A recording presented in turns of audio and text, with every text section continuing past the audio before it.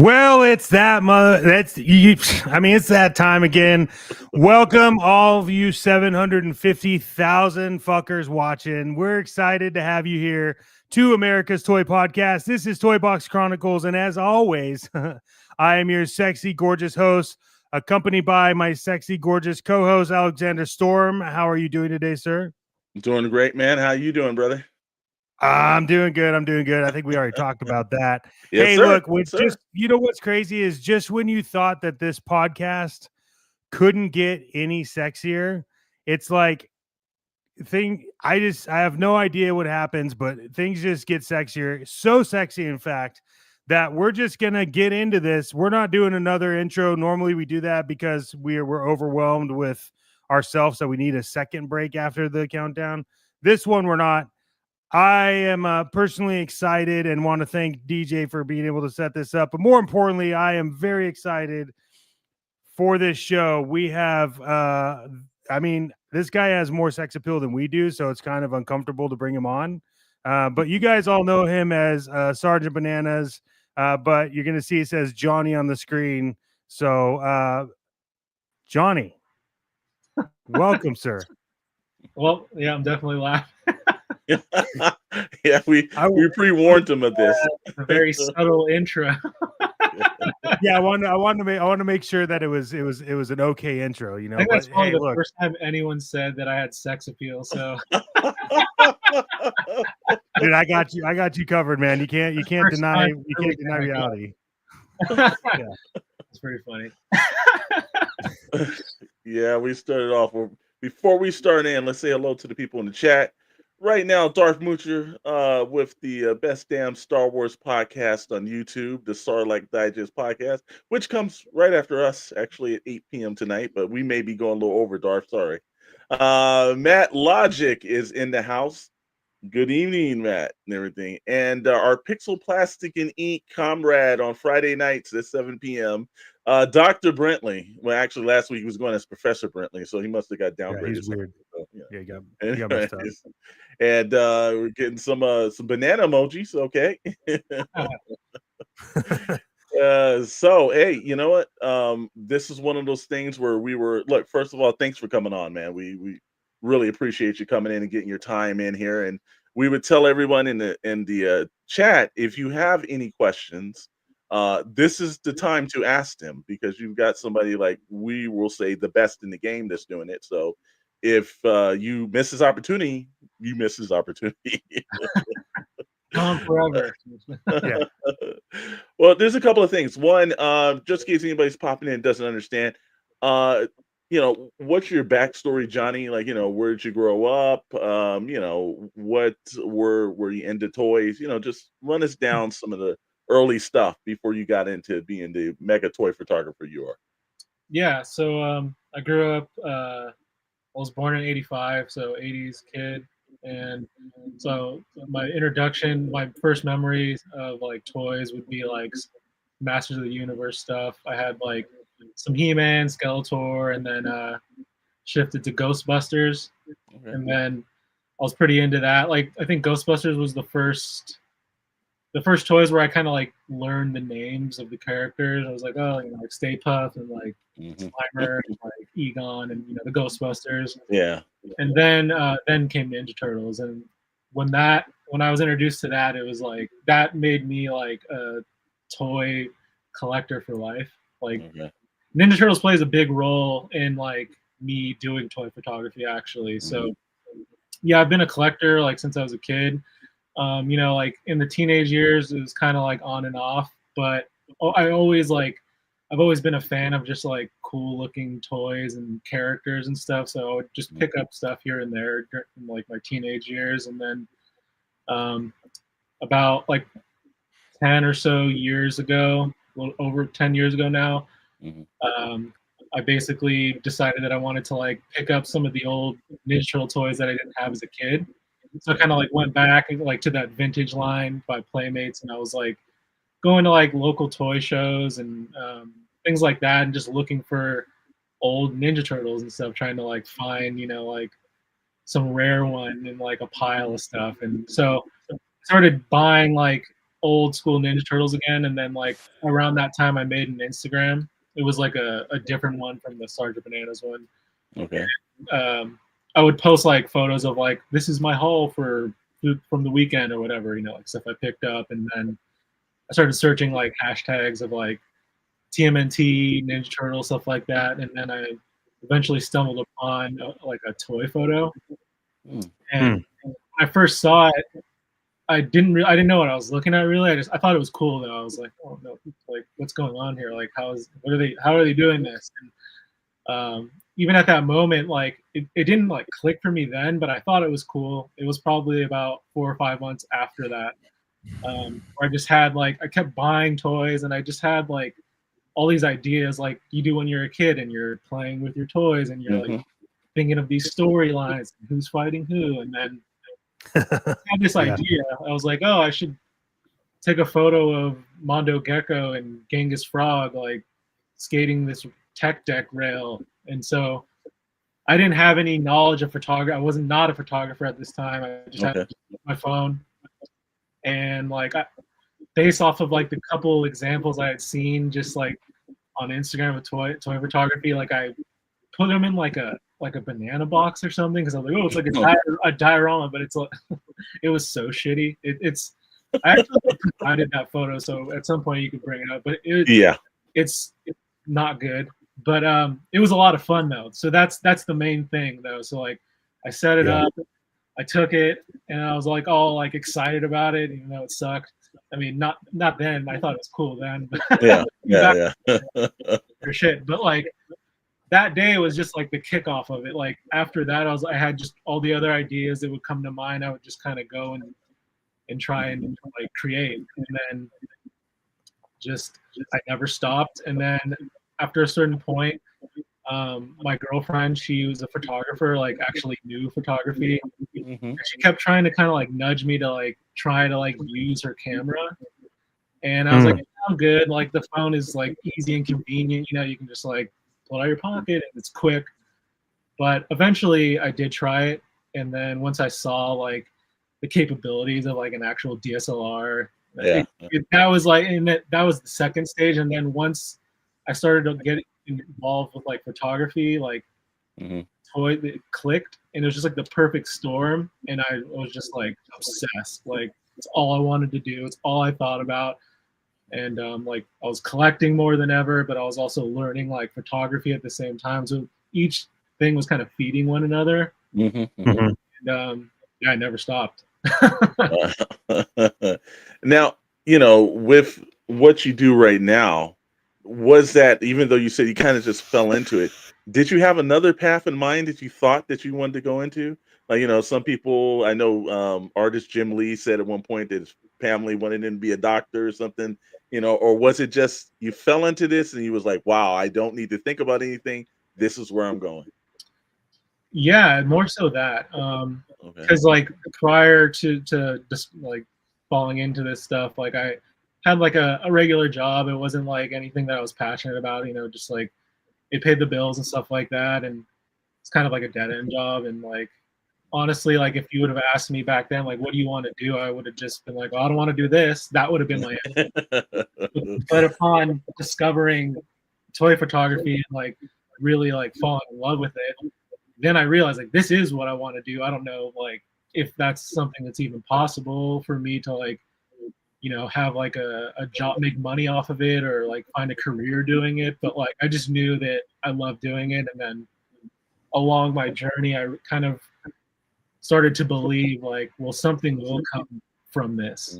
And yeah, eventually, yes, it did turn into something. So yeah, it just like, I don't know, it just meant to be, I guess. Yeah.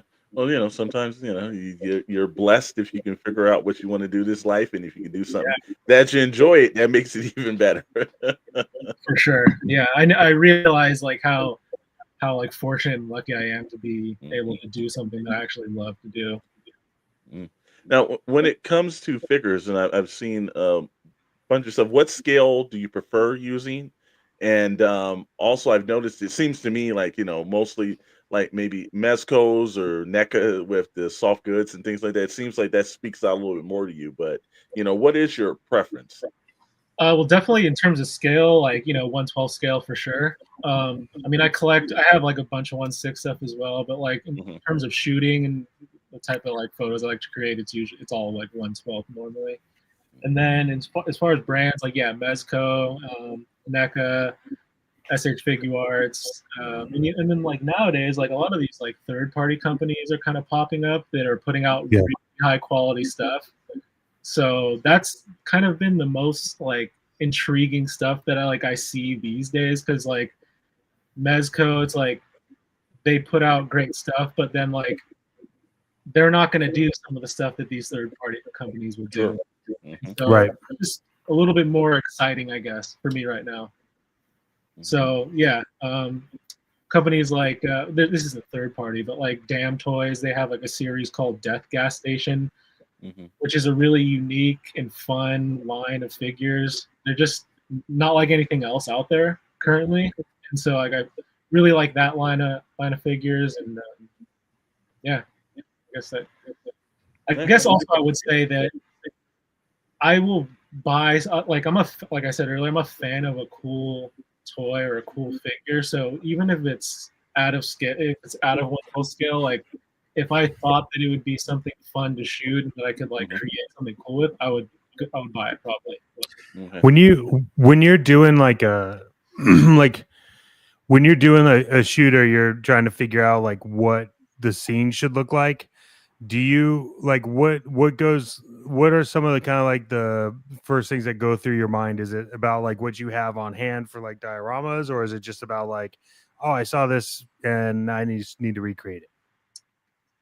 I mean, sometimes it's both, but then I think lately, like more recently, it's just like so I'm in my, I know it's like can't see my background, but I'm in my garage, and like this is where I shoot, this is where I work.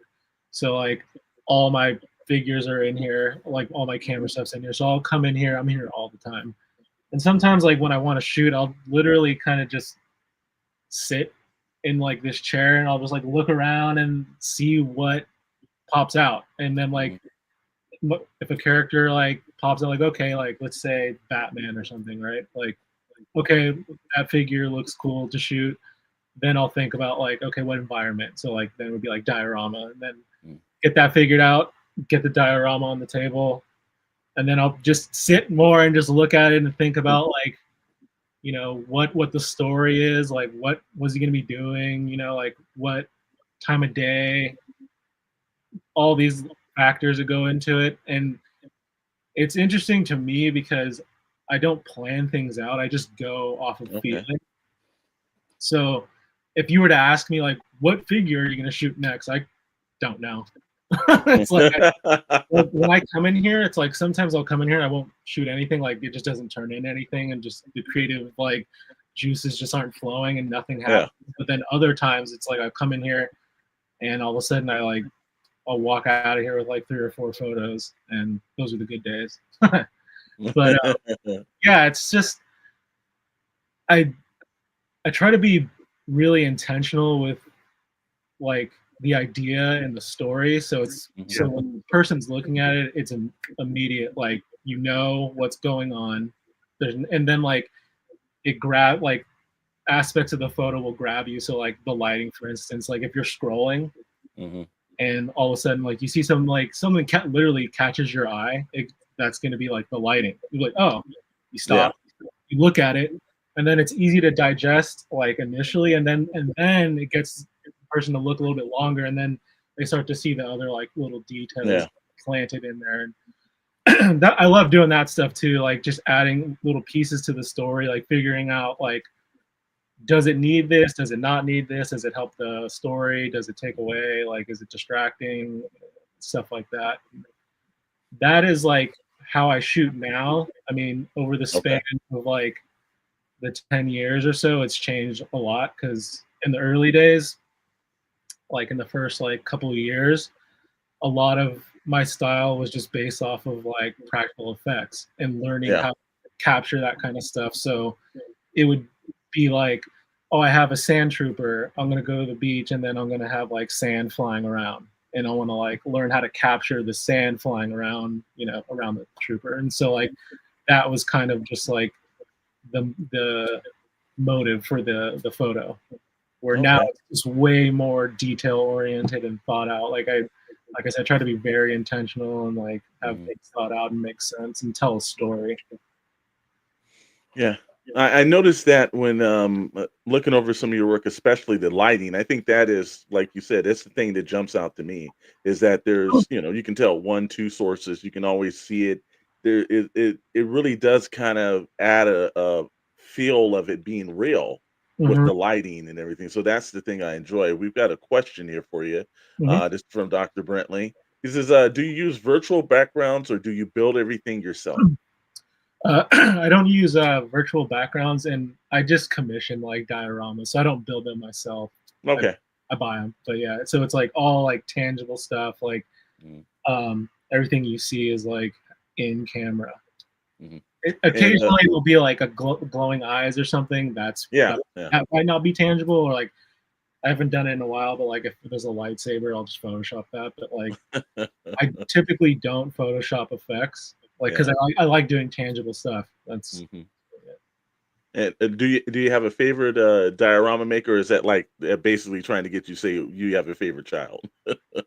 I have favorites for sure. So Terraformer is a long Okay. time like friend of mine. Like he was one of the first people I ever got a diorama from, and he's just super high level diorama artist. Mhm. Quite a few pieces from him. Some of my favorite pieces are from him. And then also have one from Euler's Workshop as Mhm. well. Okay. I only have one from him, but like it's an insane piece. It's like a skate park warehouse. It's huge. Wow. It's super cool. So Euler's Workshop, Lawless Studios. He's really cool too. He's really good. He does a lot of really unique like outdoor terrain pieces. So Hmm. he actually made this mountain range, but it's really just for like a backdrop piece. Yeah. And the thing I love about it is like I wouldn't have thought of that. Like it wouldn't have come to my mind like, oh, I could use this. But then like once I had it, I use it all the time, and it just Mm-hmm. adds like layers to your photo. And it's just Hmm. you can also use it like put a figure on it too. But like Yeah. it's such a cool piece that it just I wouldn't have saw coming, but it's Mm-hmm. super useful. Another guy, Reko CH, he's based out of Indonesia. Oh. But I've been waiting to get one of his dioramas for years now, and I just finally got one last year. And so it's Mhm. just like it's like a modular like city building. So you can Okay. have it set up as an alleyway or or just like a building or like a corner, like an L. Mhm. But the level of detail and texture that he gets on his dioramas it's crazy, like Yeah. insane. So those are a few of the guys that yeah, I really enjoy their work.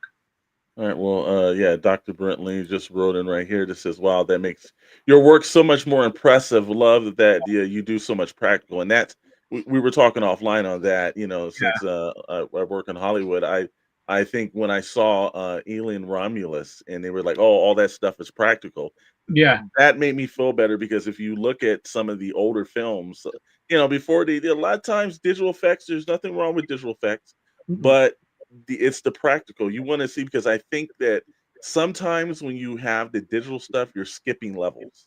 Mm. And when you know how to do it practically, well, then you really wouldn't know how to do it digitally. Yeah. It feels like there's just like a magic to it, right? Like when you Yes. see Yeah.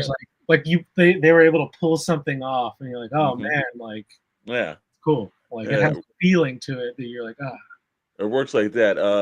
Rad popped in a little late, but he asked, "Is there a favorite line of figures that you enjoy shooting the most?" I know you went over that, but let's just re-answer the question for Rad here. Yeah. I kind of went over, it, I guess. And now Yeah, I'm like, yeah, we can. Just, okay. So like, I mean, I would say like Ninja Turtles. I love shooting Ninja Turtles. okay. Kind of that could span through a few different kind of companies. Hmm. But then, yeah, I did mention the Death Gas Station series. I Yeah. really do enjoy that. They're really unique. And again, like I was saying, like there's not really anything else out there like that. And I do like as time goes on, I just like to have or shoot things that are more unique and not just kind of like the flavor of the month type thing. And that's something that like, like toy companies, they have the release dates and like Yeah. Mezco will ship everything out at like kind of at the same time, and then everyone gets it, and then everyone shoots it, and then it becomes oversaturated on your feed, right? So it's like Doc Knock, for instance, like that shipped out to people, and he's an awesome figure, but like you're seeing a lot of him right now, and I've always been this just in life in general, like if everyone is doing a certain thing, like I don't want to follow in that footsteps. So like I always want to do my own thing. So like when I have something that's more unique, or even just shooting something that like I don't know, somewhat like if you look at my feed, like you'll never know what's coming next. And that's true. My point too of like I don't even know what's coming next either because of how I approach my work. So I just like to have things that are kind of different, and it also makes me think differently and approach the photo differently, which I also enjoy. It's like a different vibe to each one, and I'm really big on that, like the vibe of a photo, the atmosphere of the photo, and like the story behind it. Yeah. Is your because you said that you do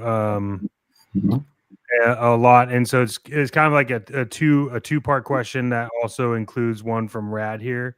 But one is do you find it easy, or do you find it like if you're not using like a massive diorama, do you typically try to shoot on like a base color of like black or white, and then out of all of that, what is your actual favorite photo that you've shot to date?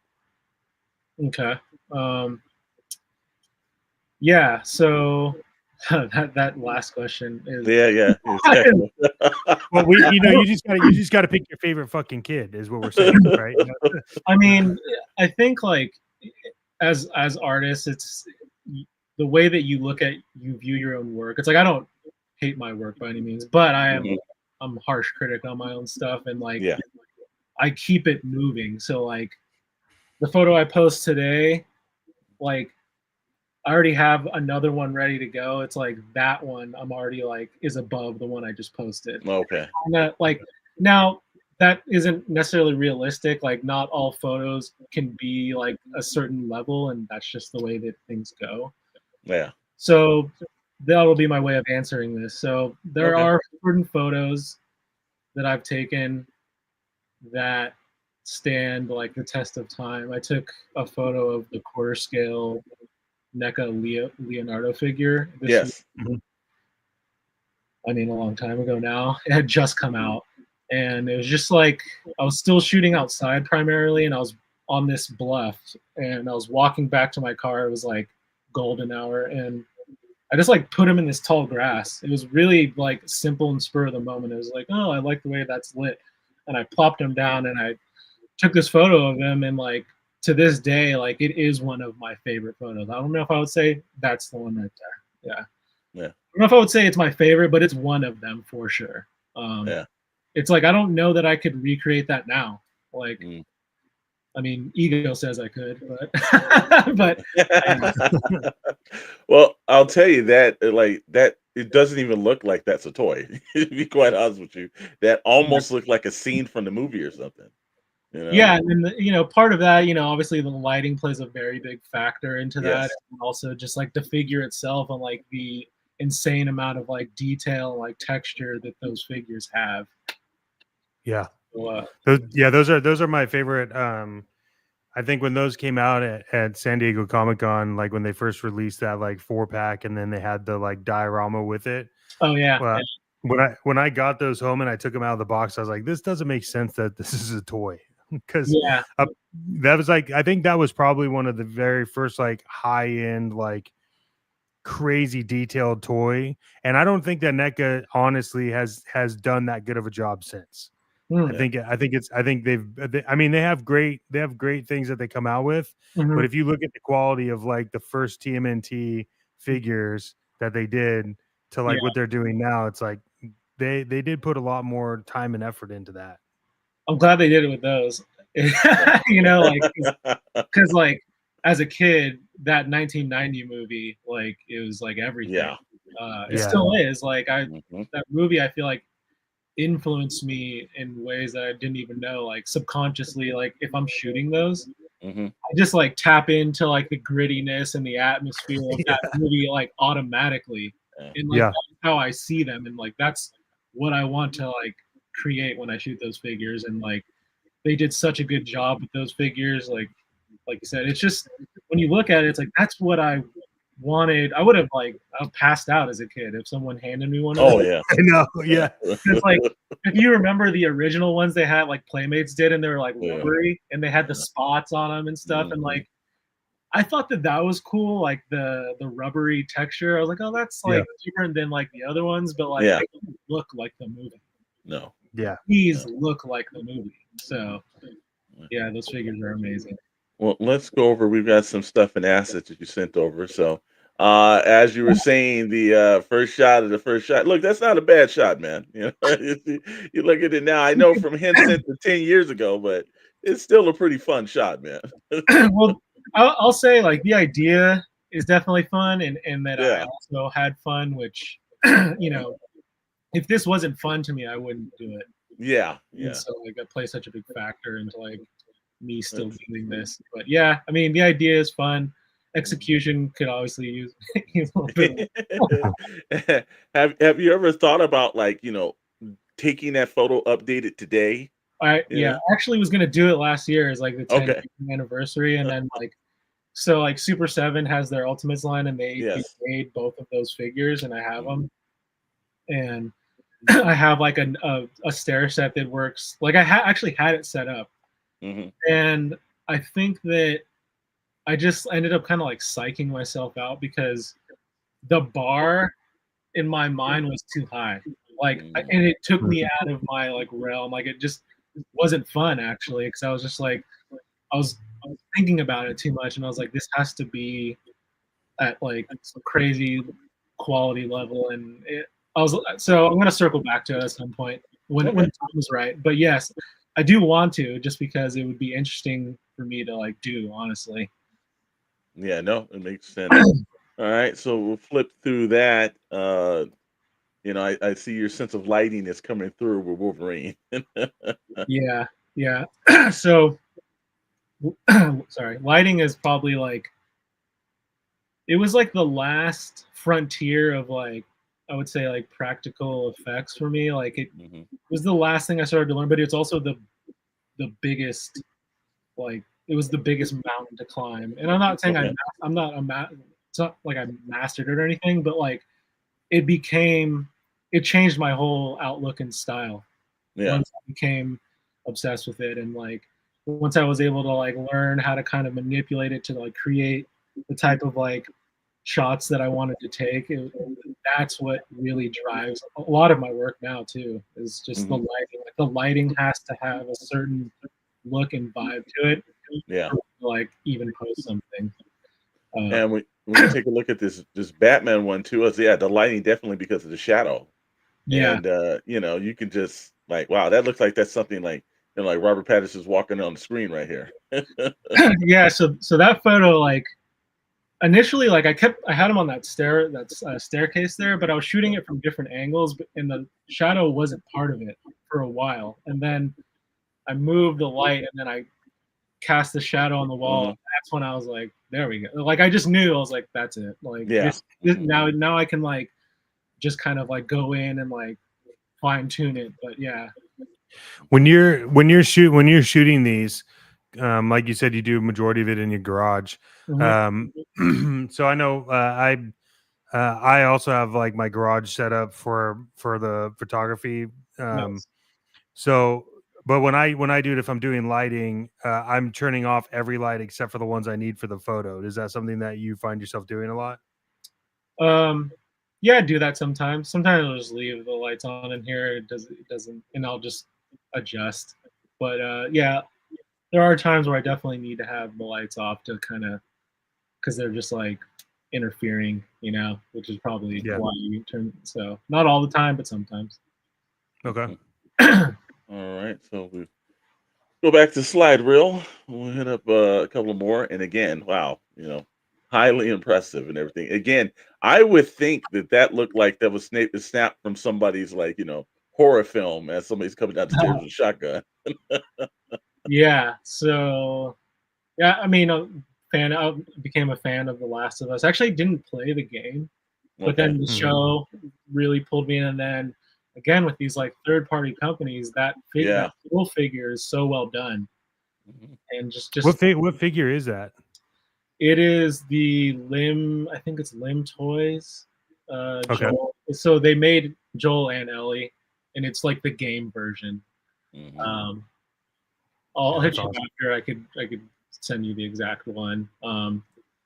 But yeah, that is just the vibe of, so really that's kind of more so the vibe of the game. Like even though I Mhm. didn't play the game, and like this is something I'll do in general, is like if I'm not super familiar with something but I'm gonna shoot it, I'll Yeah. just Google search images and look for inspiration, and pull from that, and then kind of hopefully form like some kind of idea, or just like a direction. Really is like, okay, like I like the way that light looks, and then go from there. Yeah, I mean, But I think you nailed this though. Last of Yeah. Us was my probably one of my all time favorite like actual video games, Mhm, and I think that if you just take all the cutscenes from the video game and watch that, it's a phenomenal movie. mhm. So when I saw this photo, I was like, this doesn't even this doesn't even make sense, but it's a great photo. But it's Thanks. it's awesome. Did you notice the clicker like in front of the washing machine? It's like it's subtle. I did notice that. And the more and more I looked at it, the more and more pissed off I got because I'm like, I don't know where he's getting these dioramas from. Oh, And then it's funny story because I actually heard I was watching something that we talked about it earlier. There was a show that you did, and then I found Terraformer uh-huh. on Instagram. So I'm actually talking to him right now about like a diorama scene that I need built. But yeah, this is like this is I think this is what sets you apart from a lot is it's all practical, and it's the subtleness stuff that you put in the background, especially like in this photo. Like you have to look, but you can Mhm, see it, but it's literally shot the way that a scene from the film would be shot, mhm. like Thanks. almost exact. I appreciate that. Yeah, it's again like I've said, it's like I try to be intentional, but it's like certain aspects of like the photo and the story don't need to be like all up in your face. And like how I was saying, like the lighting grabs you, and then Yeah. you're looking at it now, and then like you're kind of like going around, and then you'll see the other little Easter eggs within the photo, and you're like, oh shit, sick. Like I didn't notice Yeah, that. that's awesome. Like, Yeah. it's really cool that that's there, and it's like, yeah. Um, It's always nice when you can say that. See, that's all the little detail put in there, even if it's by accident. It's just yeah, there. yeah. And so that diorama there it's a basement, as you can see, and that's Yeah. by Lionheart Dioramas. He's another one that I have a handful of pieces from. Stuff is great too. And then the other photo Yep.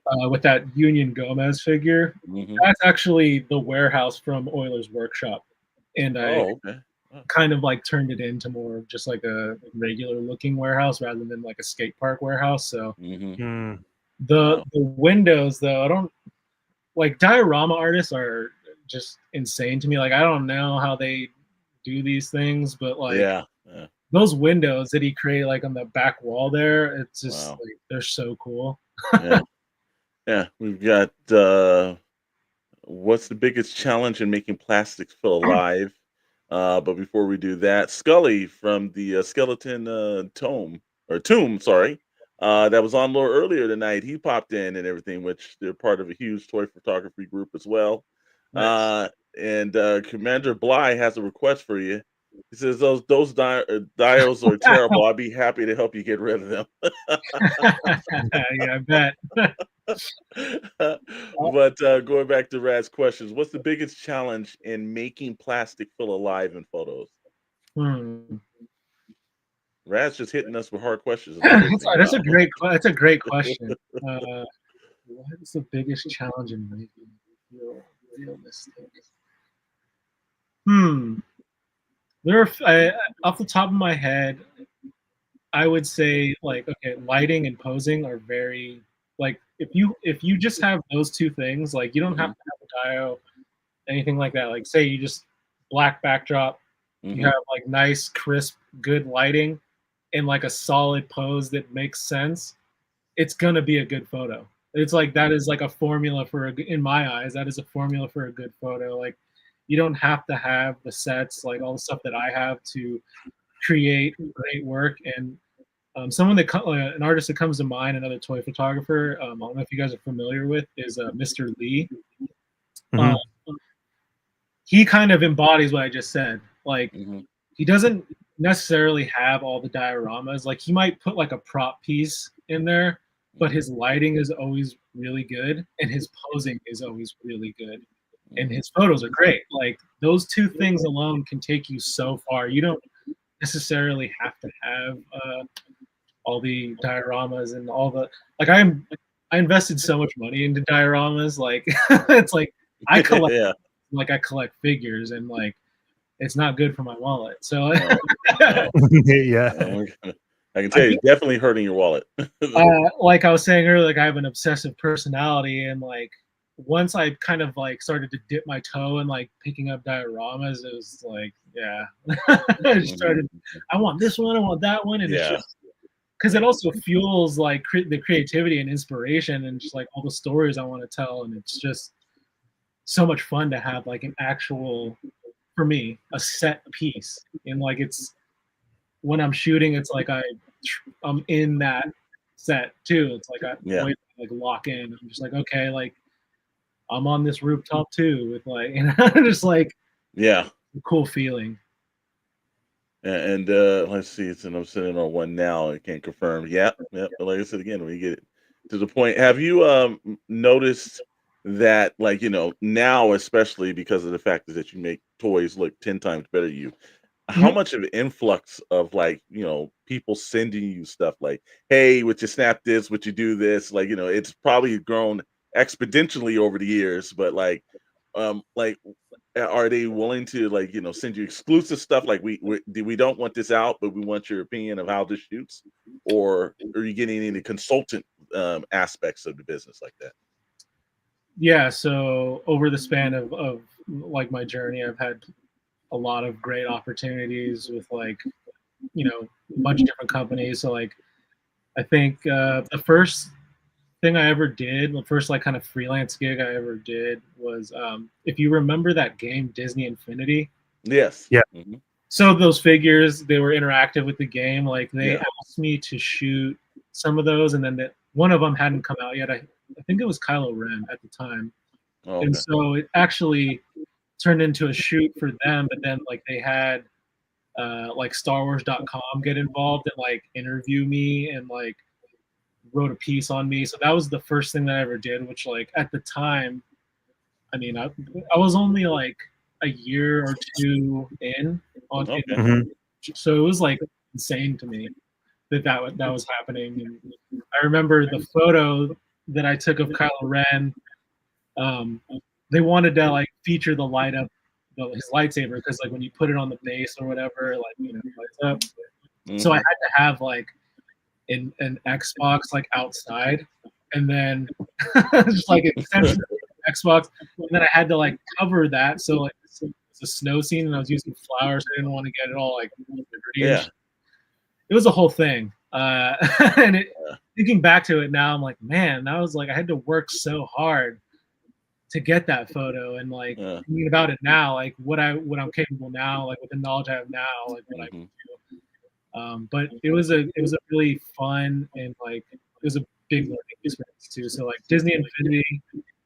After that, it was like I did some stuff for Hasbro, and that this was around the time Force Awakens was coming out. So it was like shooting like Rey and like Kylo, some of the like Black Series figures. And that was a really big project and something that was like, I can't believe this is happening type deal. And after that, it was like each thing kind of led to another. So it was like that happened, and then I had like someone from the Wall Street Journal interview me, which was really Like Wow. when I read the email, I was like, what the hell is this? Like, I was just like, what is this shit? You know, like, is this spam? Like, Yeah. but it was real. And so like this guy interviewed me, and then like what came from that, Uh-huh. and so this Dynamite Comics, Okay. Dynamite Entertainment, they reached out to me after that and wanted to make a book.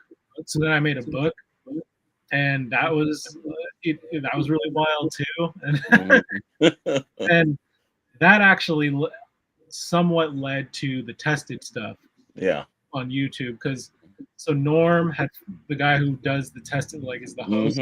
Yep. Yeah. He had followed me, and then I'll be honest, like when he hit me up, I didn't know who he was, and I didn't really know about Tested. Yeah.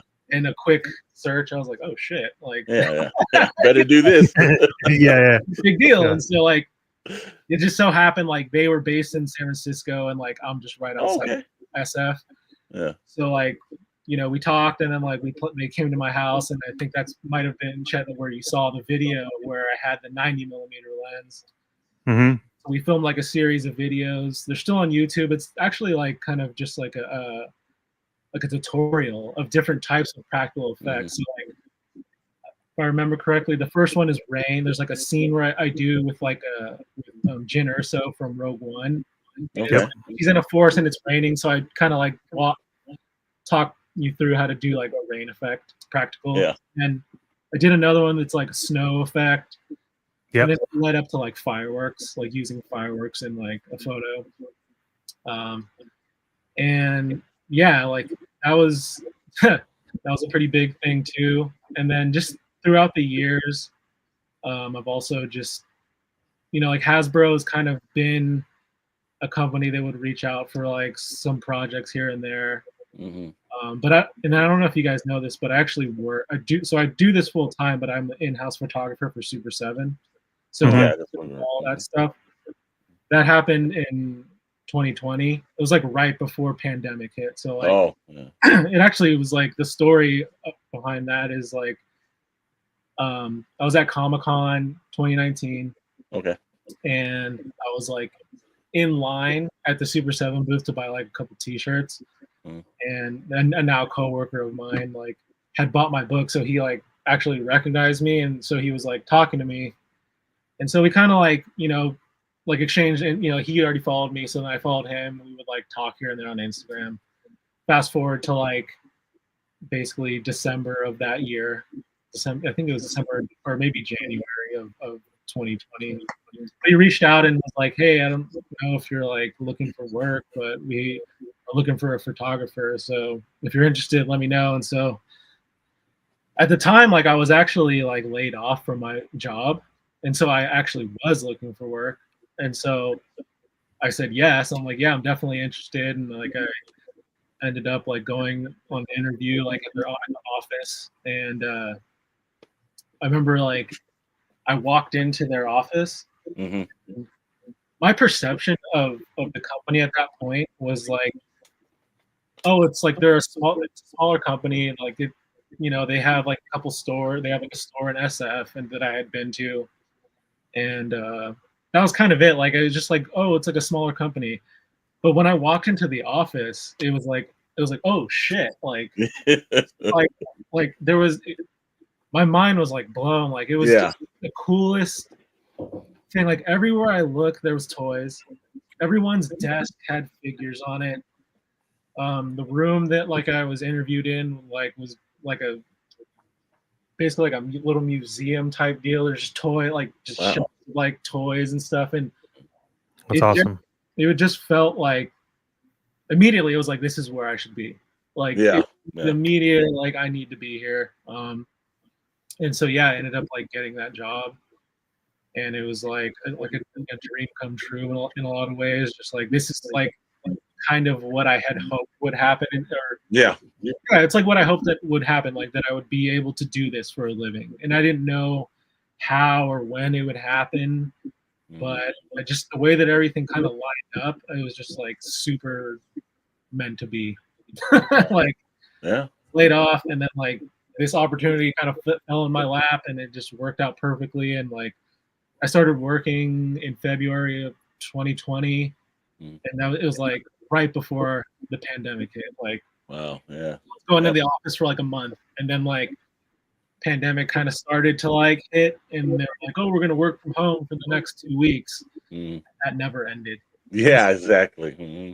Which is honestly like working from home is great. Like, Yeah, it's I know. okay, so yeah, like it's just your commute is like, I'm here. You know, yeah. I get up, I walk down to my office, like, damn, that 405 freeway took me no minutes. Yeah. I could imagine too, like both of you guys being in like Southern California, just Yeah. Oh, the traffic down there is just yeah. insane. Yeah. Yeah. Still have a PO box in Long Beach, and when I have to drive there, it's like I lose my mind because if you're not in traffic all the time, you forget how bad traffic is. And Oh, again, my commute is down the hallway, past the kitchen to an office, and it's like okay, 2 hours to Long Beach, and probably not. What's yeah. up, Dead Man? Dead Man One. If you don't know, you probably know that group, the Toybox group, and they're a photography group. So I welcome definitely in, Dead Man. name. What's up, man? Commander Bly is asking something which is very true, and it's a little touched on something, but he said, but not from like corporate, but do fans send you a bunch of free stuff to show appreciation? I mean, I got like a couple things like over the years, but it's not something that Yeah. happens all the time. Like, I think it's kind of interesting. Like we were talking before the show started, and you guys asked like, "Oh, what do you want to be referred to as?" And I said Johnny, and like to me, like that is me. I'm Johnny. Like, yes, on Instagram I go under that name as Sgt Bananas, and like I know like sometimes like people see like a follower amount, and honestly it's not that much, but like I guess if you're starting out, like it would be, it's like Yeah. relative to where you're at. So like if you're starting out and you don't have a lot of followers, you would see that and be like, damn, this guy, like I'm surprised he even like responded to me or something. But I'm just me. Like, yeah, I have like that amount of followers, but honestly the way that Instagram is these days, it's like my engagement is like dead. Like I don't play by the rules of like what Instagram wants these days. Like, Yeah. I don't do reels, videos. Like, all I want to do is take photos and share them, and that's good enough for me. Like, Well, I can tell you, DJ, our intern that handles all of our social media, he was like, I don't think he's gonna answer me back, man. And I was like, like, dude, oh, just try it. Everything. He said, but you don't understand. And he's like, this is Sergeant Bananas. Like, DJ, just Yeah. ask him. And That's then what's he funny. was like, you hit him back, and he was like my life is complete now. It's like, DJ, calm down, brother. Calm down. Also, Dead Man One wants to, always let the dead man correct you and everything. It's not a group. Everyone is Toy Merc. So just want everyone to know that. That's in everyone. When you see the exuberant cost of the camera lenses and everything else, and I know a lot of people feel like intimidated. It's like when you go to that person and they have like a whole toy room, and then you talk to them and be like, hey, how do you start this? But it's like this guy's thousands of dollars in, and then they look at what you're doing. Does it really take the expensive cameras, the situations and everything? Or is it something that if you just got a passion and everything, you can run that iPhone and make it look like a $5,000 camera? Does that affect what you should be doing? No, it's that I love that actually. Yeah, no, like if you're super passionate about what you're doing, that will show through. Like your equipment is like it's like secondary. I mean, after a certain point, like will it help you? Will it help quality? Yeah. But like ultimately, like who you are as like an artist or creative, like you'll be able to get that through with what you have available to you. So like for someone that's starting out, and yeah, like you're saying, like, they see like the expensive cameras and the lights and the figures, it's like start with what you have. And like if you are passionate enough and you love it enough and you have fun doing it, see where it goes. Like, because when I started, like I didn't know what the hell I was doing or where it was gonna go to, and then like I just went along for the ride. And like over time, like when you like start to realize like what it is that like is important to you, or you prioritize certain things within the craft, it's like, okay, like I want to invest in another lens, or I want to invest in a new camera body, or like I want to get some like lighting or whatever it may be. Like you can Yeah. you can always have that stuff's always going to be available to you. Like you work on like skills and like honing your craft and enjoying the process doing it is like I said earlier, like if this wasn't fun to me, I wouldn't do it. Like it's like and that's remained the same to me throughout all this time, which is I think if you look at my work, like you can tell like I really care. Like it's a lot of passion that pours through. Like you can see that it's like I'm having fun, and like the day that it's not, then I guess it's time to walk away. Sure. Yeah. I always believe that. I've got a question from a young Chet Maddox. Oh, that's so weird. Who's that guy? Do you have any favorite editing tools or techniques? Not really. I mean, just because of like, I really do practical effects. I like everything to be in camera as much as is possible. Like my editing is very minimal. It's like I'll adjust like color and stuff here and there, and like maybe like boost clarity or something, or like I was saying earlier, like occasional maybe I'll add like a lightsaber or something like that. But it's very like basic. Like, and honestly, I don't really know how to do a ton either. Like, I'm not super well versed in Photoshop either. I know how to like get by with my work, and that's been good enough for me. And doing like editing like in post is something that like I don't necessarily enjoy. It's just part of it. Like but like it's not the piece that like I'm drawn to. Yeah, sure. It's necessary for what I do, but So do you is it more of because there's some show and I know like when you're doing like more action related shots and you have to get like you have to make it so you can see like the water droplets and things like that. But is it more of like the editing that you do, like if you had to use something to prop up somebody or something to go into like Photoshop and then delete that? Like, do you ever do photo stacking? I have done photo stacking, but it would be very rare that I would do it. Okay. But so yeah, like removing a wire or something like that for sure, or like if I use like blue tack to like stick something in someone's hand or whatever, stick them to the wall, like sometimes it's showing, like I'll remove that. So it's just pretty like minimal things, like in that John Wick, it's like the rain's practical and like the water, like the way the ground looks, like I'll spray the ground with like water too. So just again, it just make like kind of like making it make sense, being intentional. Like, okay, if it's raining, like the ground wouldn't necessarily be dry. Like the way that, actually one thing does bother me about that photo, I'm no point talking about it, is like this photo didn't get posted for one. And then I think it's like I don't have anything right now, I'm just gonna post it. But the body that's in that foreground right there, I actually was spraying that figure down so his jacket was wet, and you could visibly see because the way the lighting was hitting that it was like wet. So it was like, it's a rainy scene, but it doesn't really look wet in that actual photo there, and that bugs me. Like I noticed it at the time, I was like, I was like whatever, like all right. But it again going back, it's like removing a wire or like some like fiber that like with a lot of the cloth figures, you'll see like fibers of clothing that like, especially when you have something like backlit, it'll highlight those things. Go in and like remove that stuff, like if it's bothering me or if it's like if I feel like it's gonna like draw the viewer's eye to it because it's just like sticking out.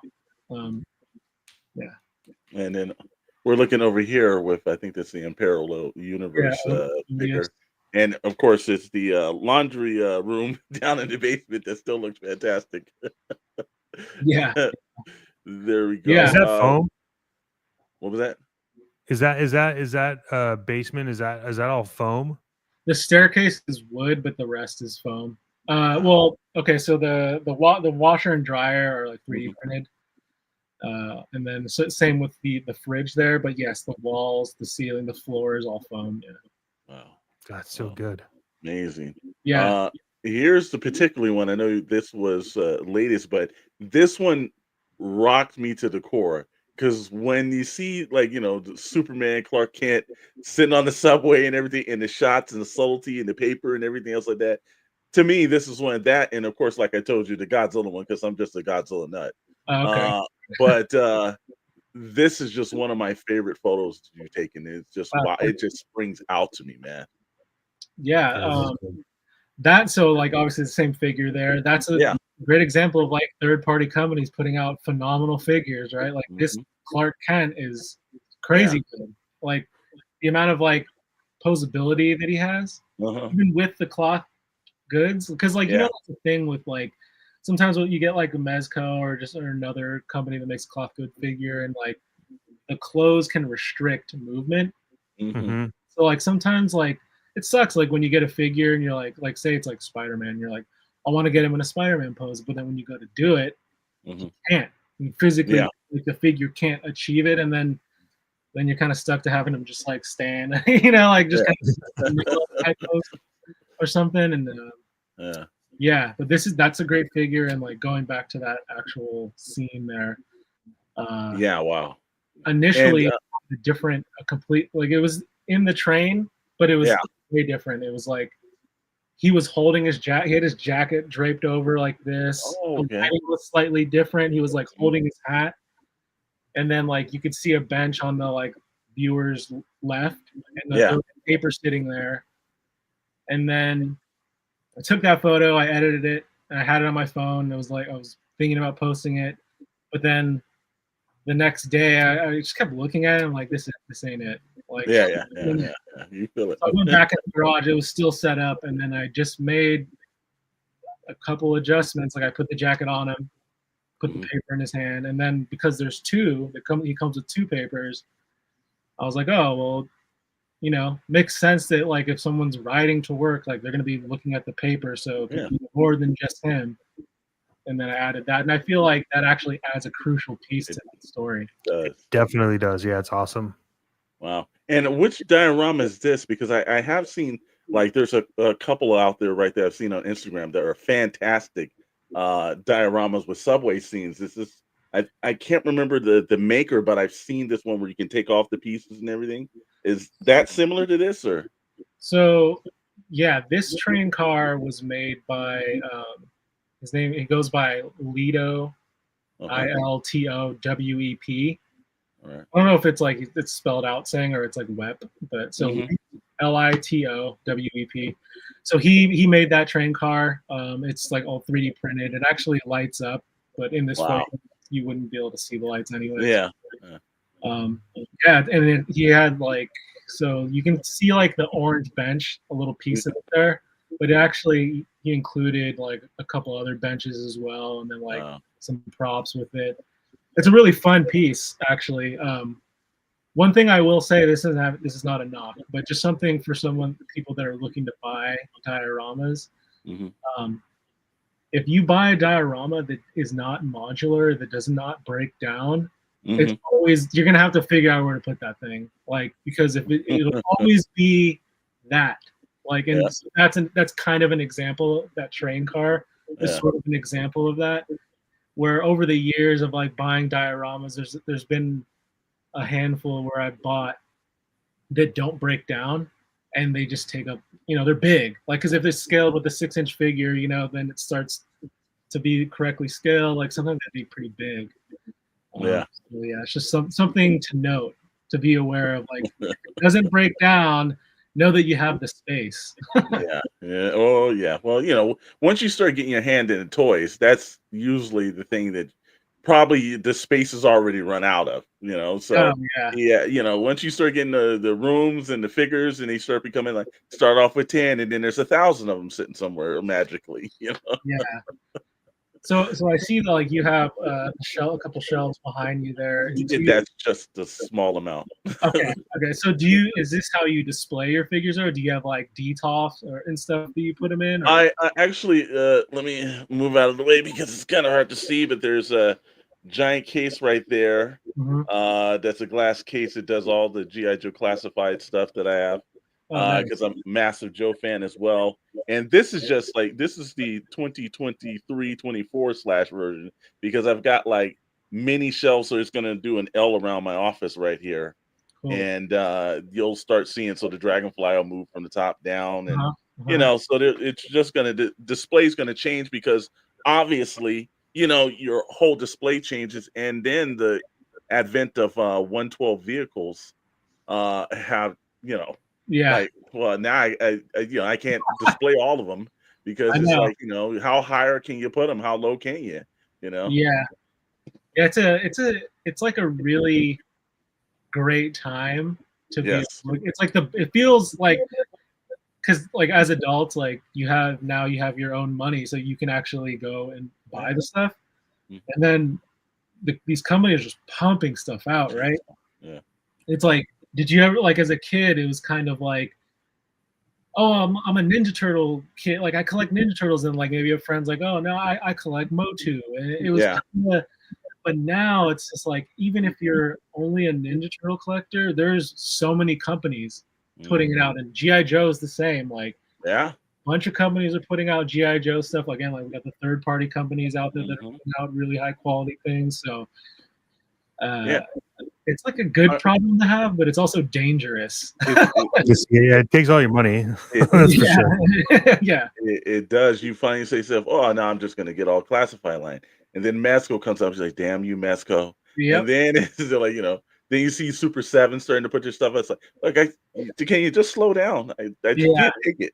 Yeah, I fell into that. I've always been a vintage Ninja Turtle collector, and one of the pieces I chased was Scratch, and I finally got Scratch. Oh, and then I was like, well, what else can I get? And so I started going through and buying them, and then for whatever reason, last year Marvel Legends was just hitting on all cylinders, and I was like, I'm just gonna get a few of those, and then a few turned into like way too many, and then I was like, I'm never getting into the classified, and then I was helping Alex take his stuff out and put it up, and I was like, well, I mean, I'll just collect classified Cobra stuff, right? That's not a lot of money.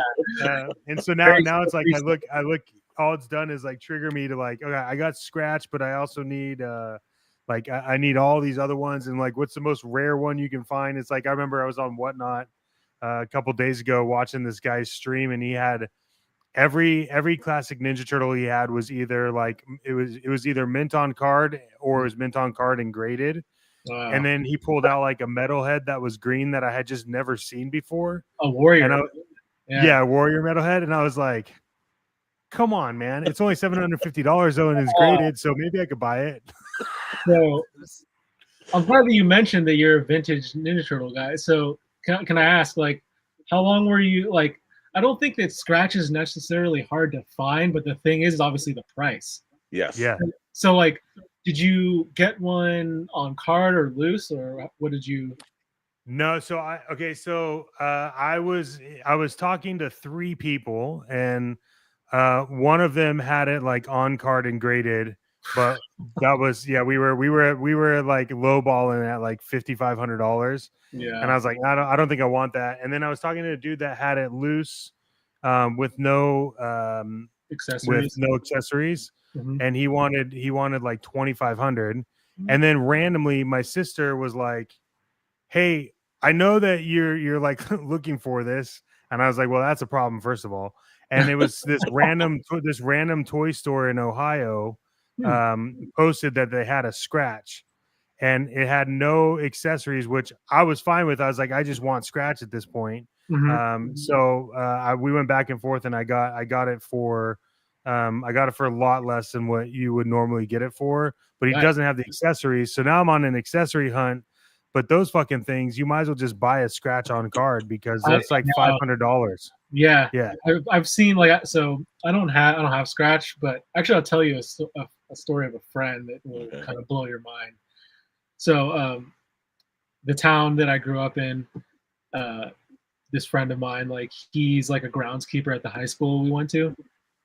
And he's like, he collects like a lot of like old video games, like that's kind of his thing, like, but he's like collects toys too, so like he's a fan of Ninja Turtles, and I guess someone that worked at the school with him knew that he was like a collector, and they were like, hey, like my brother has this box of like figures that my parents like want to get rid of.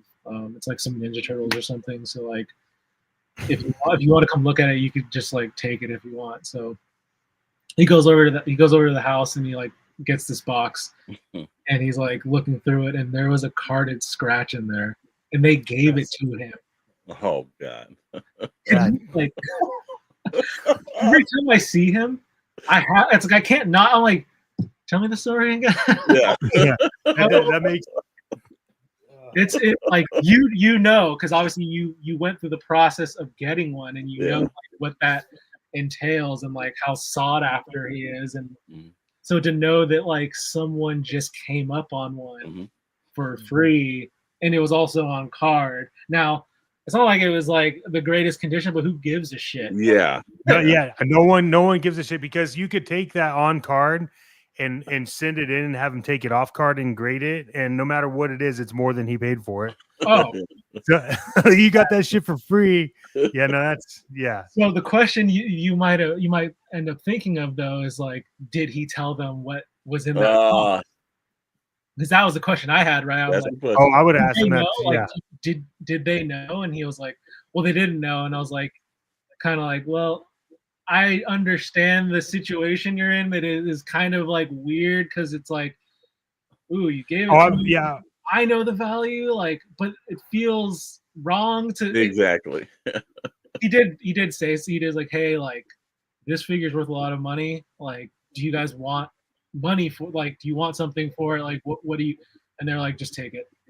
So like, better, right? Like he did the right thing, and they're still just like, get it out.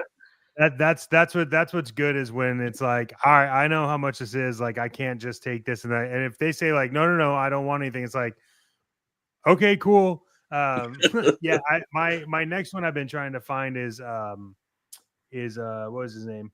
The Shogun Shoat or whatever. Oh yeah. It's like the T-Rex. That one's like a $500 bill every time you try to find that. And that's just loose, right? Like, is it? Yeah. So I don't have him, but I have a pretty big, like I have Tyranno Shredder.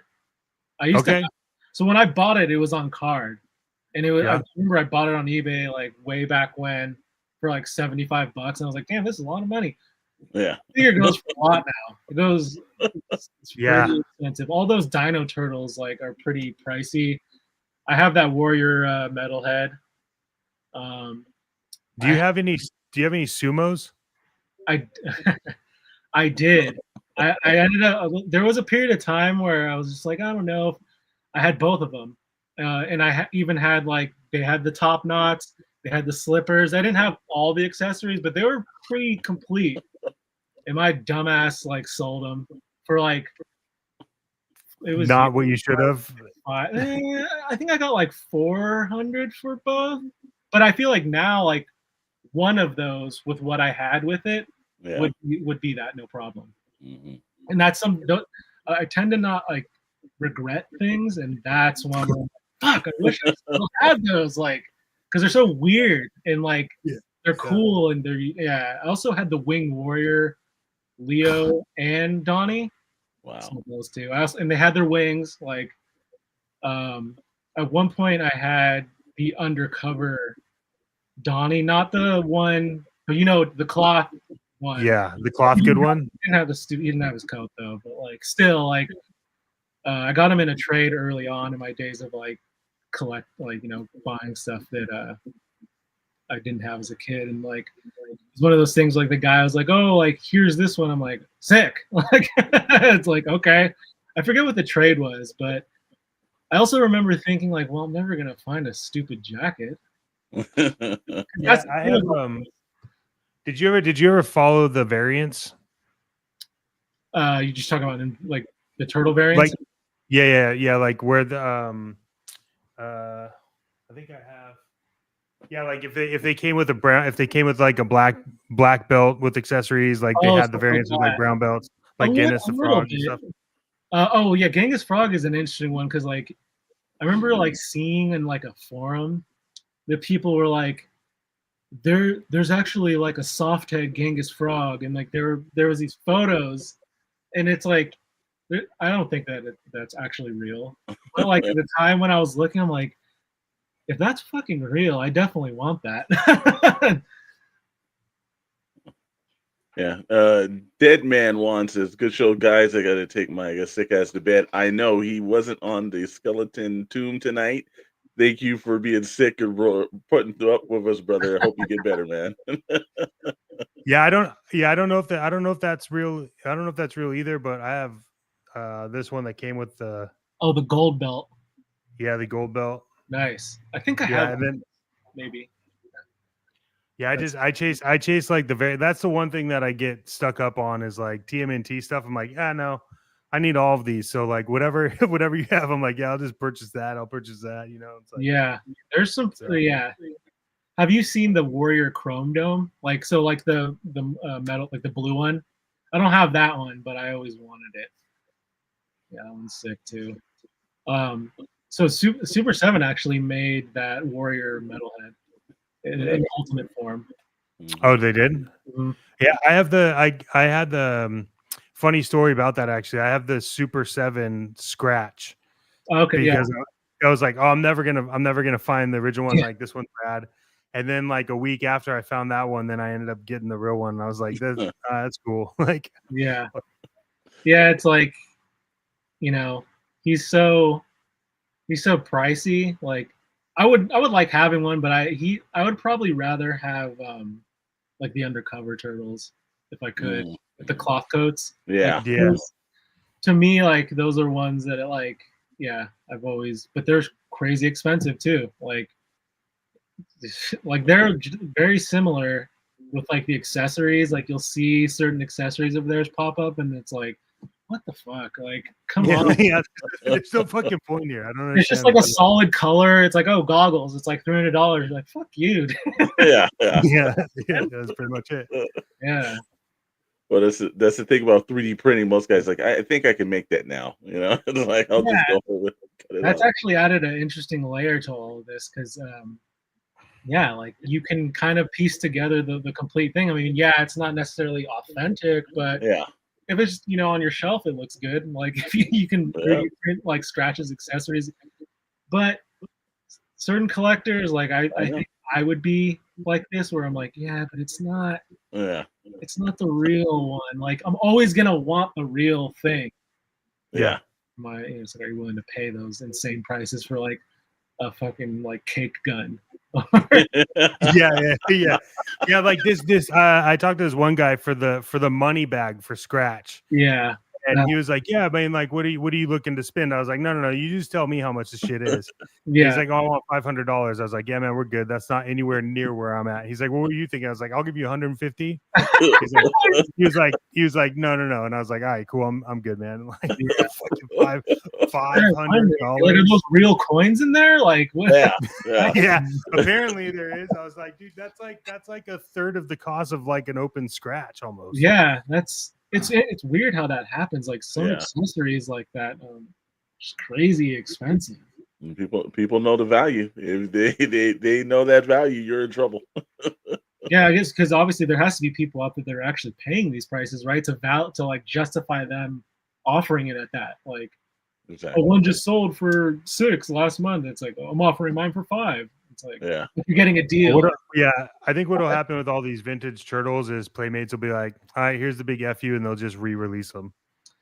Yeah. I mean, they're kind of doing that now, right? Like they keep going down the list, and like, are you into that? Like, are you buying any of those?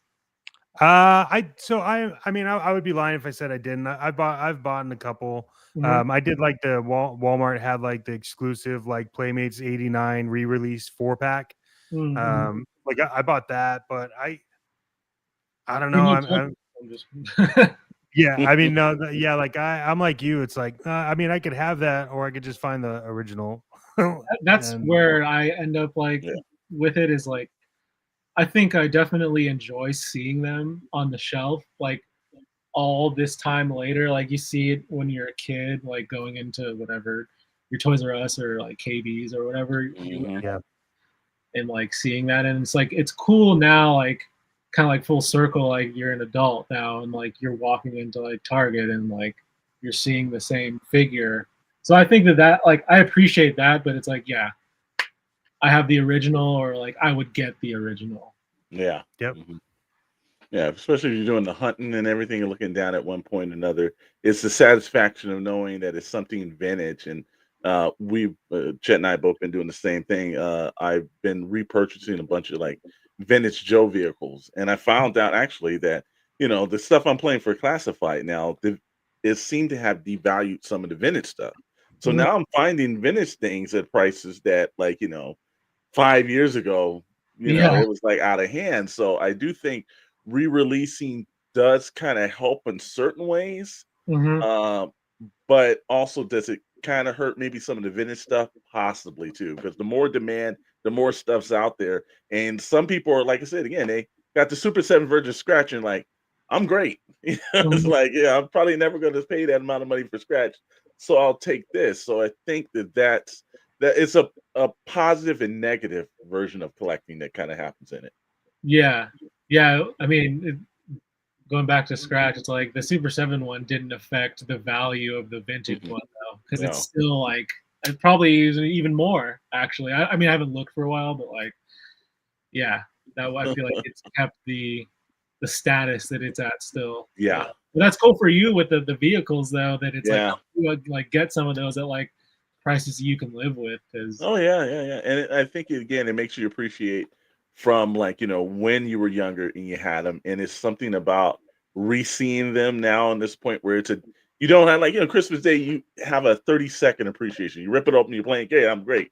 And then years down the line, they kind of fall out of that favor. Then like you get older and then you see it, and the nostalgia factor hits you, and you're like, wow, that was an awesome toy as a kid. Why heck did I actually save that toy? I could save myself so much money doing it. yeah. So do you guys are you guys big like hunters? Like you like to go out into like your targets and you Mhm. like the thrill of the hunt? Like Yes, sir. We came up in the Toys R Us KB toy store, Thrifties and Walmarts are yeah. out there. So it's still, it's not as interesting, and I'm sure you got the same thing, Johnny. It's not as good as it used to be because you used to just walk into Toys R Us and it was like, you were walking into like, the greatest vault in the world. Yeah. Yeah. And the new toy sections, like Walmart, doesn't stock as much and everything. So the hunt has gotten a little bit better because you are technically really hunting. Because the hunt before was, well, if they don't have it over here at Toys R Us, I'll just walk across the street to KB. Mhm. Yeah. Now it's like 16 Walmarts on your list and everything. Well, maybe I drive down to San Diego for this. Yeah. Yeah. I'm not like really a big hunter like Mhm. that. Like I obviously enjoy finding something. Like Yeah. the feeling of finding the thing you're looking for is Mhm. great. It's like, Yeah. but I think for myself, I'm like, I just don't have the drive and patience to go to multiple places. Because like if I Mhm. go to even if I decide like okay, I'm gonna go to Walmart and there's one that's really close by, if they don't have it, I'm Yeah. out. Like I'm like Yeah. I was like I'm giving up. Like I'm just so like. And then another thing, I don't know if you guys do this, but I know like some of my friends will do this where like they have like the code and then they know Oh yeah, no, I the haven't got that. They scan inventory it. and Yeah. then like you but then you got to talk to someone and it's like I ain't trying to talk to anybody. Yeah. I'm just but I'm like it's so like it's kind of like fascinating to me because it's the Mhm. opposite of how what I would do. Like, damn, Yeah. you go up to that person and then you're like, it says you have two in the Yeah. Four back of them. or Yeah. whatever, and then they're probably like, what the fuck? Like, I mean, now it's Yeah. probably normalized because there's so many collectors now, but like, No, it's not. No, it's still. I've seen the look on that Target Kids van when one guy walks in. No, you've got 5 here, 5, and then he's like, "What are you talking about, It man?" says on BrickSeek that you had 6. Yeah. Yeah. yeah, like So it's I'm not gonna push back like that. I mean, I'm not gonna say anything. So like yeah, to go to that level to me, I'm like, damn. But I yeah, guess like if it pays off, right? Like if yeah, I you guess do it so. and like you're successful, like and you have like, okay, like I've done it at these places and like I've got the figures, like Yeah, all right, like, but I guess like for me, I would probably just be like, okay, like I was saying, I go to Walmart, they don't have it, and then You're I'll done, wait. yeah. Inevitably it pops up eventually, like a link Yeah. online, and then you just ship it to yourself. So Well, I think the problem with that is like we're starting to see a lot of that kind of fizzle down only because like I remember one of the most outrageous ones that I remember of recent was like uh Marvel Legends released the new version of Venom Pool, and it's like a $39 figure. okay, And then I found out that all these dudes were going and finding them to sell them on Whatnot for like 140. what? And I'm just like, wait, I have like 3 of those in my closet. Like, what? Yeah. Why are you spending 140? I'm like, I get it. I get maybe you want to flip them, but like you Yeah. couldn't just charge like $50 because that's it's wild, man. And I'm a massive the stuff that I collect mostly from Marvel Legends is like the Build-A-Figures. Mhm. But some of the newer stuff, it's just like it comes out and then these people run into Target and they scan their barcodes and they yell at people and they try to get them and then they get upset because Target won't sell it to them because it's not supposed to be on the shelf yet. And it's just like, Yeah. whoa, calm down. You're in your 40s. Yeah, Like, yeah, I can't. I just not. I won't do that. Like, I don't know, like, what it would take for me to like. What do I want to that level? Yeah. That I also feel like I'm not gonna have another opportunity to get, because that's almost as if like that's how I perceive it. It's like, like there's plenty of these that go like, especially like Hasbro, like a company. Yeah. They're making so many. I mean, it's just like that initial like shipment that comes in, and then like you see the picture like found, and then like Yeah. it's just like off to the races. Everyone is just like they're just flooring it to their local like Target or Walmart. And I'm like, Yeah. I mean, do you find with like classified, like is it also super like competitive like that? It can be, but here's the thing that I've kind of done is that there's certain points where I've gotten into the access now of hunting things in the secondary market. Like sometimes it's the wait and see scenario. Mm, Because in the early days of classified lines, they were right around the pandemic, they were just selling and you couldn't find any of this stuff. yep. And then it was kind of like you could find certain figures on like eBay or the secondary markets. And then of course the whole Ross thing or Ollie's and Yeah. the Burlington Coat factories that started coming into flux. And there is a great majority of classified figures that I have gotten for like under $10 just by going into Ross and like, oh wait a minute, this character's here, this character's there. So a lot of times, like I've avoided the FOMO scenario of like, oh, it comes out, let me order it its entire wave, do Yeah. Hasbro Pulse and send it to the house. Now it's like, wait and see. Yeah. It's like, and if I don't get it, it's not gonna kill me now. It's like I'm all Yeah. right, man. Hey, that's maturity right there. Yeah, yeah, And impulse, finally, more importantly, is like, because that's what it is. I feel like yeah, that impulse to like have the new hot figure yes. everyone's after. Hmm. Like I got it, but then it, when you think about it, it's like that. How long does that last? That new shiny new like 25 seconds out the box on the shelf, and then you walk away. It's like, why the hell yeah, I buy this? like you post it in your story or something. Like, oh, I'm like kind of like I Yeah, found it, and then like plop it down, and you're like, yeah.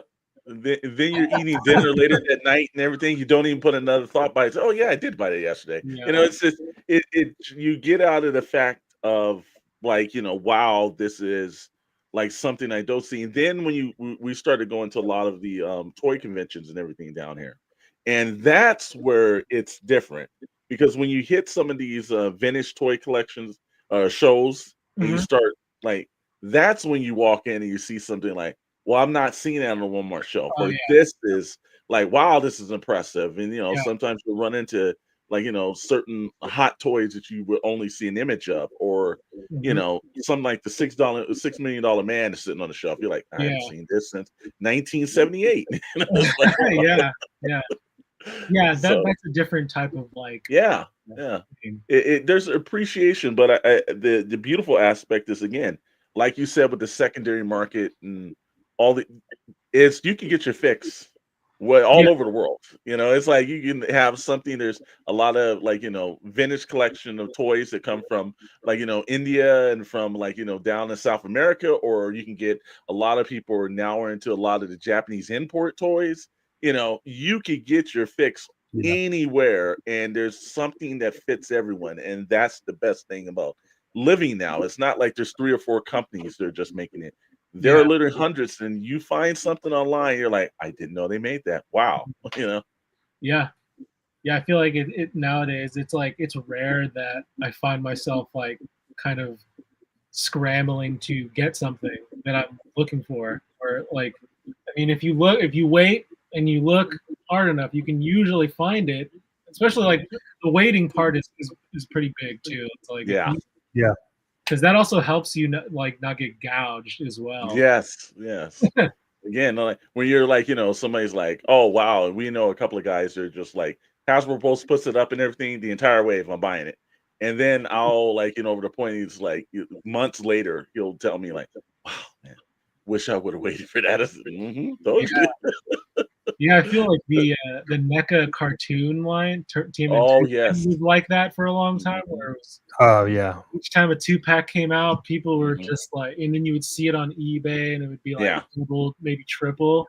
Yeah. Yeah. Yeah. Now it's like you see those just sitting. Not saying they're not selling, but you see them sitting on shelves. Like they're easy to get. Yeah. Yeah. It's not. Yeah, it's just like, okay, like they're accessible now. Whereas before, Yeah. kind of like what you're saying about classified and like early pandemic, where it's just like you didn't see them, you couldn't get them. Yeah. That TMNT line was like that in the beginning. Yeah. And now you look at it where it's like, there's certain lines and situations. Like now, where it bites you in the butt is like Mezco. If you don't get that Mezco when it comes out, oh damn straight you're gonna pay for that. And it's gonna be 10 times more than you thought you should have. So Yeah. there's certain aspects of certain companies that are doing some, a Mondo rarely ever drops down in price. Like you better had bought it at that time, or else the next time you see it, it's gonna be a couple of $100 added on to that. I know. So You also there's want like a 12-inch figure if you want to buy Mondo. yeah, like, exactly. where do you put that shit? Yeah, well, again, Yeah. room's limited, but you talk to your realtor and everything and say, hey, it's like, yeah, it's I like need you want an a bigger add-on kitchen and green everything. room. No, I'm looking for a third toy room in the house.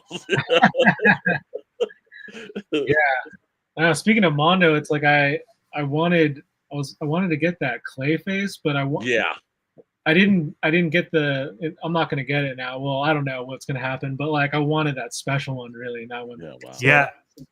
looks so I tried good. to get that too. Yeah. It was an epic figure. Yeah, I'm like, I guess the way I feel about it now is like I'm just gonna be waiting, right? Like if it, maybe down the line, I'll come across one for like a decent price, and I'm like, all right. Yeah, But yeah, yeah, because it's like the other one's cool, but that exclusive one is the one.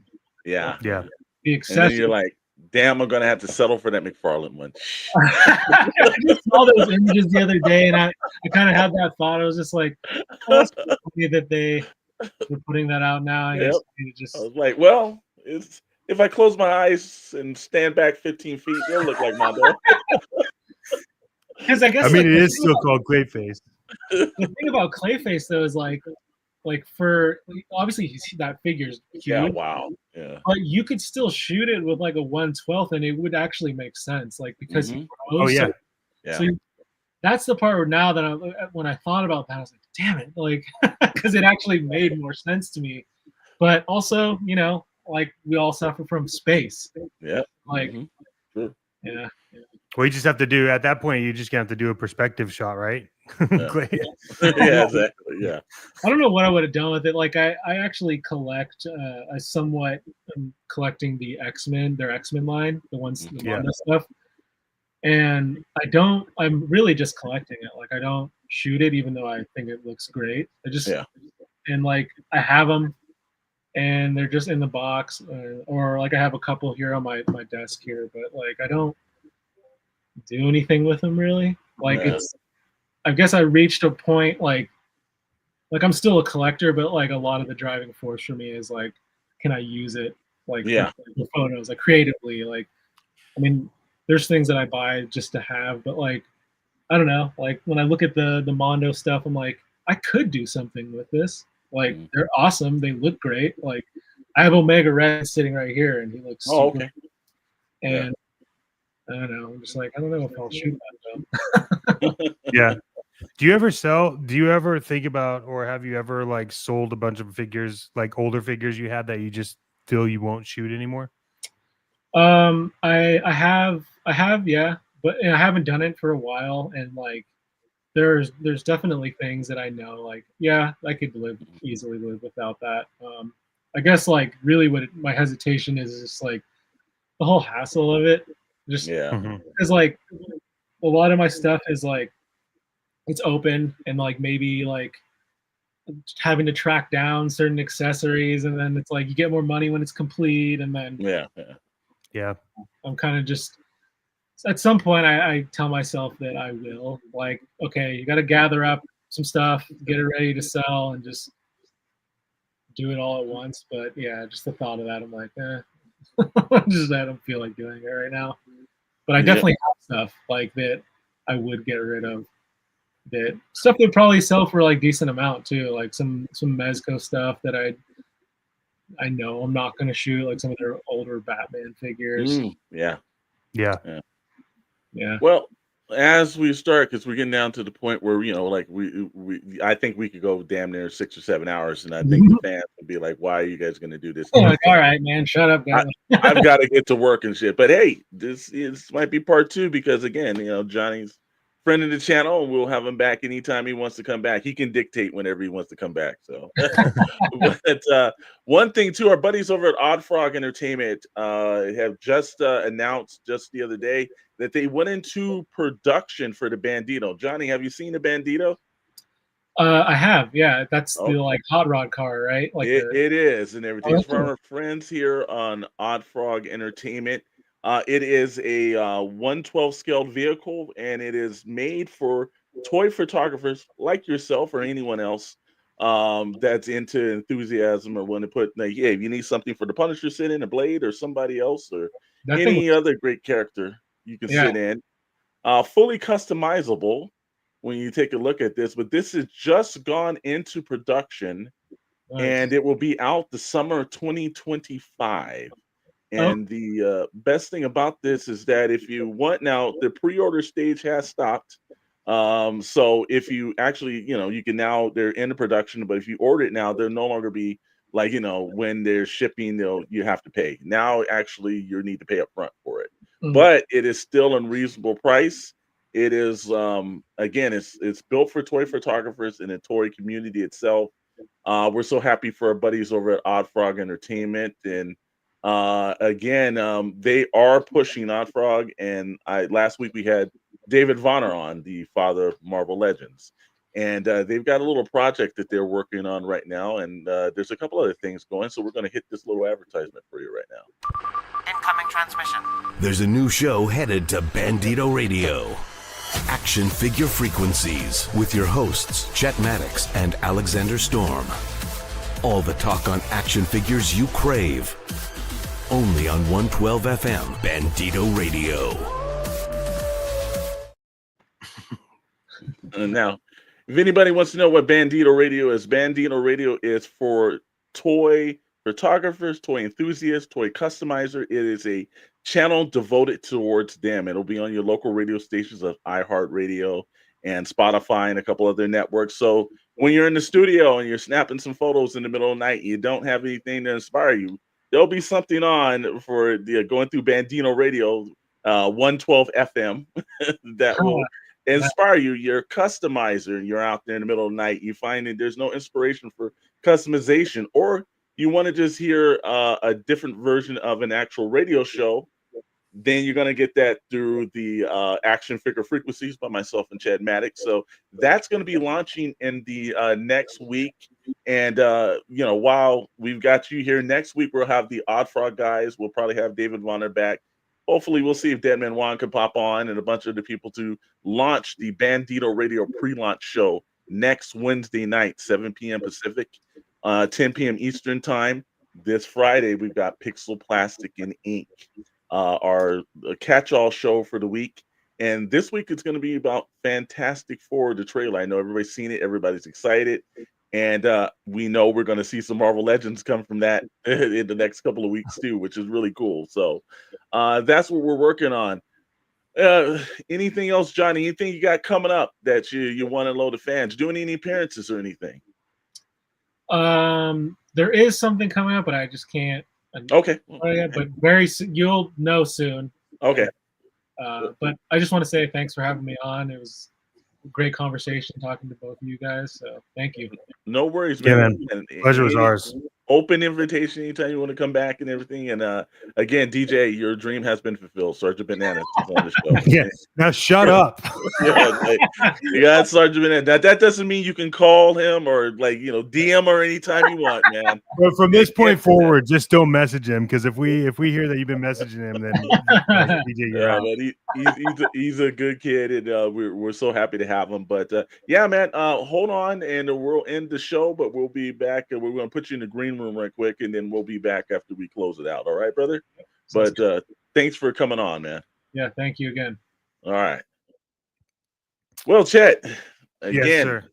another banger of a show, brother. And like I said, again, we've just been extremely blessed to have the guests that we had on, and it's always one of those things where it just puts into perspective that, when you have a passion for something, you can find a pathway forward to do something that you love. So never let anybody tell you that you can't actually do what you love. If you're not working that job, find something that you love to do that will inspire you to go to work. And again, we thank Johnny, Sgt Bananas, for popping in tonight and giving out his passion for people and hopefully inspire somebody. That's my little saying to you, Chet, but I know you got one for us to end. Yeah, first off, Mom, I hope you heard what he said, okay? Because I'm tired of listening to what you're telling me. Look, no, hey, super excited. Really, really honored and blessed to have Sgt Bananas on. I can't be that often, though, because like I said, it's just a bunch of sex appeal, and like we're going to get flagged on YouTube if we keep bringing that on. But no, as always, we want to thank all 850,000 of you that are watching. Thank you, everybody in the comments. And yes, Dr. Brantley, we should do an X-Men Civil War with all of the unused X-Men. And then also Indiana Jones does have a hot new car, and we're going to expect you to photograph it. So stay tuned, and we'll see you guys on Friday, and check out the channel for everything else and your interest in all that. And as a reminder, Studio 112 is getting ready to launch. Some exciting news about Discord coming as well. That's going to have a lot of extra perks. But yeah, we're real excited. And again, thank you to our guests, and thank you to everyone that was here to check out our show, because there's always things you could be doing, but we appreciate you coming here to America's Only Toy Podcast. And until next time, stay classy,